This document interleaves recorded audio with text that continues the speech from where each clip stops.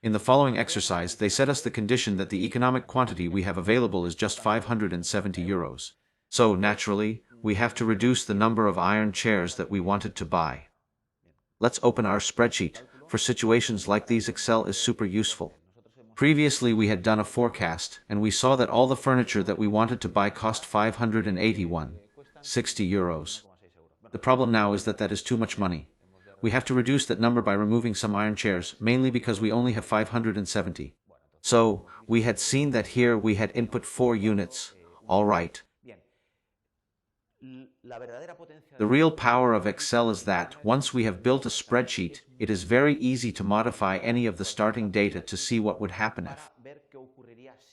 if, for example, we bought, instead of 3 chairs.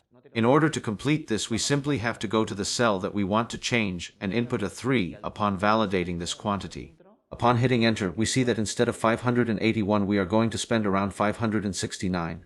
That is, simply by reducing the number of iron chairs, we meet the condition established.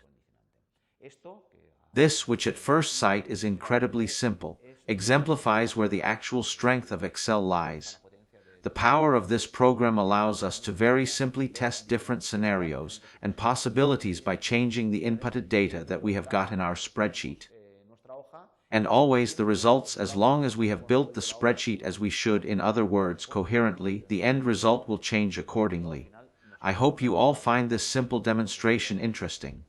See you in the next video.